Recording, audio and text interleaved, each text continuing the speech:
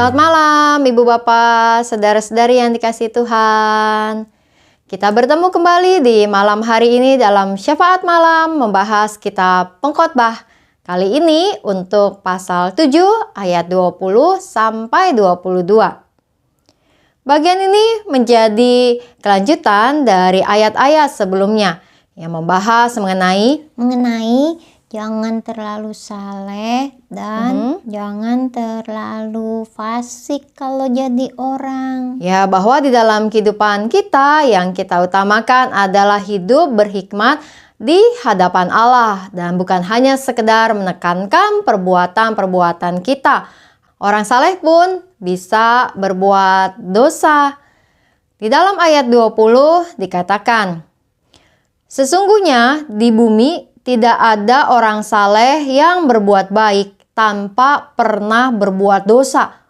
Wah, ini ayat yang sangat tajam sekali ya, bahwa orang saleh pun di dunia ini pernah berbuat dosa.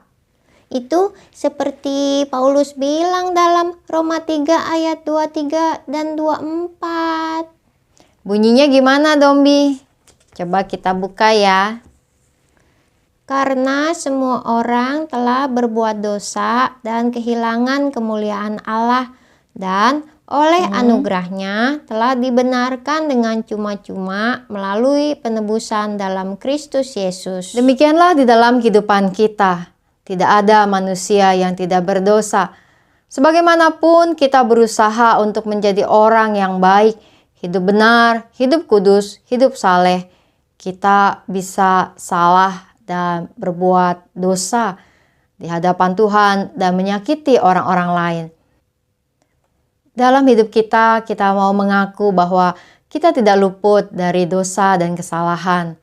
Tapi juga sekaligus kita dalam kerendahan hati memohon hikmat dan kekuatan dari Tuhan agar kita dimampukan untuk hidup dalam kebenaran, mengenali dan bahkan juga menjalankan kehendak dan rencana Tuhan bagi kehidupan kita.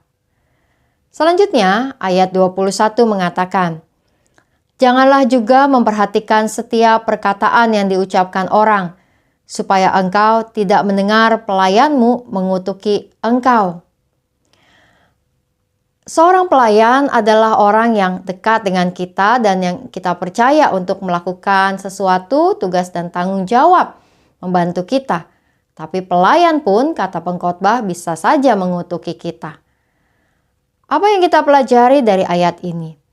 Ayat ini mengatakan bahwa janganlah memperhatikan setiap perkataan orang lain. Orang lain bisa berkata buruk maupun baik kepada kita. Perkataan baik tentu menyenangkan kita, membuat kita gembira, membuat kita termotivasi.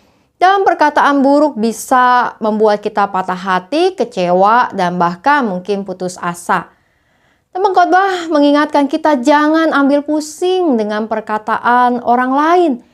Karena perkataan orang lain tidak bisa kita kendalikan. Yang bisa kita kendalikan adalah respon kita, reaksi kita terhadap perkataan orang-orang lain.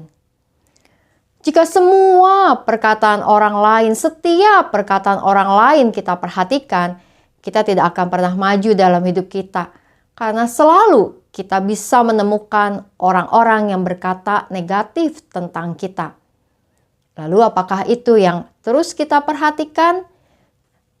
Perkataan-perkataan negatif dari orang lain yang menjatuhkan kita, atau kita justru menarik pelajaran dari semua yang terjadi dan terus menguatkan diri untuk berusaha menjadi lebih baik dan terutama menjadi diri kita sendiri sesuai dengan apa yang Tuhan mau tunjukkan kepada kita.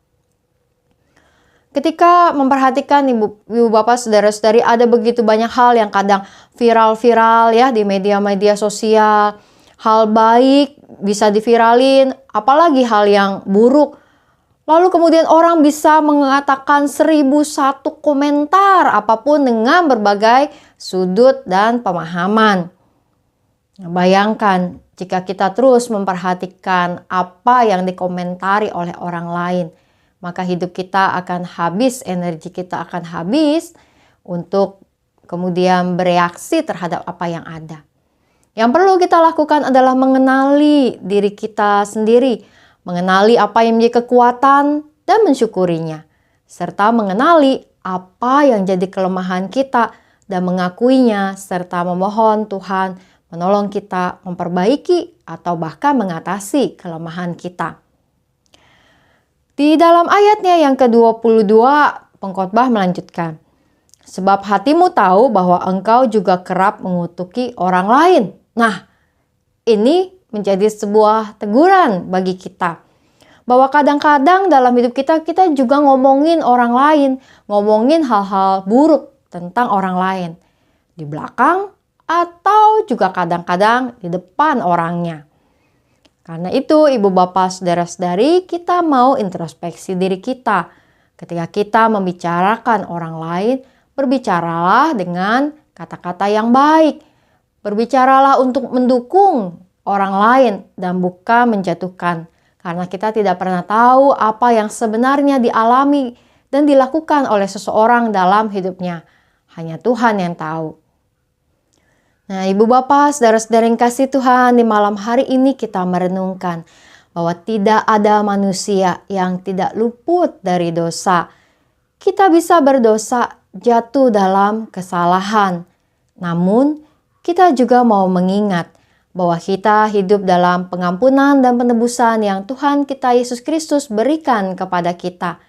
Karena itu, dalam kerendahan hati kita mau memohon hikmat dari Tuhan, menuntun kita untuk mengenali apa yang menjadi kehendak dan rencananya bagi kita.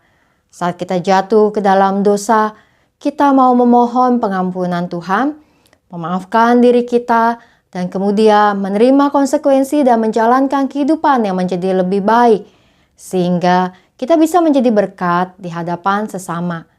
Ketika kita dapat melakukan hal-hal baik dalam hidup ini, jangan menganggap diri kita sebagai orang yang paling saleh, tapi mau mengaku bahwa kita ini lemah dan karenanya kita mau selalu waspada supaya kita tidak jatuh ke dalam godaan dosa dan juga kesalahan dalam kehidupan kita.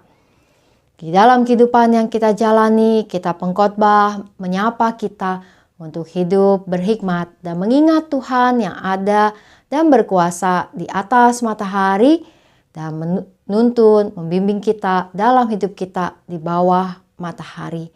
Kiranya Tuhan terus beserta dengan kita dan memberikan hikmat-Nya, menemukan rencananya bagi kita. Mari kita menaikkan doa-doa syafaat kita. Kita mau berdoa. Allah yang Maha Kasih, kami datang ke hadapan hadirat-Mu pada saat ini membawa diri kami di dalam doa kami. Tuhan, ampuni kami ketika kami jatuh ke dalam dosa. Baik yang kami katakan sengaja ataupun tidak sengaja. Dosa-dosa yang biasa maupun dosa-dosa yang menjadi batu sandungan bagi orang lain. Tuhan, ampuni kami. Berikan kami hikmat-Mu ya Tuhan. Bimbing kami, tuntun kami, agar kami dapat menjalankan hidup yang lebih baik di hadapan Engkau dan menjadi kesaksian bagi sesama. Kami mau berdoa ya Tuhan untuk umat-Mu yang berada dalam pergumulan-pergumulan kehidupan. Di tengah-tengah kehidupan rumah tangga, juga di dalam pergumulan-pergumulan pekerjaan maupun usaha, kecukupan sehari-hari yang diperlukan oleh umat-Mu. Tuhan, Engkau yang kiranya terus memelihara dan memberikan jalan keluar. Kami berdoa untuk mereka yang bergumul dengan kondisi kesehatan. Untuk Pak Andi Hamdono dalam perawatannya di rumah sakit. Jamaah-Mu ada bersamanya dan bersama saudara-saudari kami yang juga bergumul dalam kondisi-kondisi kesehatan dan pemulihan mereka masing-masing. Kami berdoa untuk duka cita sepeninggal dari Semi Efrata. Tuhan, berikanlah kiranya kekuatan kepada seluruh keluarga di dalam masa-masa ini. Kami berdoa juga ya Tuhan untuk kehidupan setiap anak-anak kami di dalam studi mereka, di dalam juga mereka melanjutkan ke jenjang yang lebih tinggi, bahkan pada saat mereka mengisi waktu libur mereka. Biarlah setiap anak-anak dapat terus bertumbuh di dalam pemeliharaan Tuhan dan juga dapat menjadi anak-anak yang membawa kesaksian bagi nama Tuhan dimanapun mereka berada. Kami berdoa ya Tuhan untuk kegiatan kami sebagai gereja-Mu di dalam juga persidangan Majelis Klasis GKI Klasis Jakarta Timur yang akan dilaksanakan tanggal 22 Juni pada hari Sabtu esok.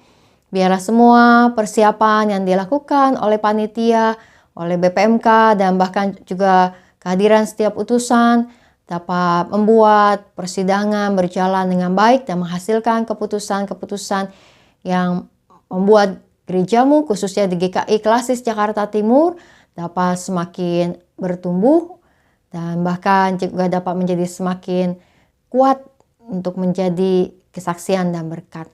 Kami berdoa ya Tuhan juga untuk kehidupan bangsa dan negara kami di dalam berbagai pergumulan-pergumulan yang ada. Biarlah kami Tuhan memohonkan Engkau terus menuntun setiap unsur di negeri ini agar dapat mengambil kebijakan-kebijakan yang terbaik. Kami berdoa biarlah semakin banyak orang-orang baik yang bermunculan dan Tuhan Kau patahkan setiap niat-niat buruk dari orang-orang yang hendak mengacau di negeri ini. Kami membawa doa kami ke hadapan hadirat-Mu Tuhan. Hanya dalam nama Tuhan kami Yesus Kristus kami berdoa. Amin. Selamat menjalani malam hari ini Ibu Bapak Saudara-saudari dan kami ada pengumuman. Apa pengumumannya Dombi? Iya, Dombi mau cuti, jadi nggak bisa rekaman dulu deh. Jadi nggak ada rekaman ya Dombi? Video rekaman syafaat soal kitab pengkhotbah libur dulu ya. Sampai kapan Dombi? Sampai akhir Juli nanti. Sampai bertemu Ibu Bapak Saudara-saudari di akhir Juli nanti untuk melanjutkan pembahasan kita dengan kitab pengkhotbah. Salam 3S, sehat, semangat, dan sukacita. Tuhan memberkati.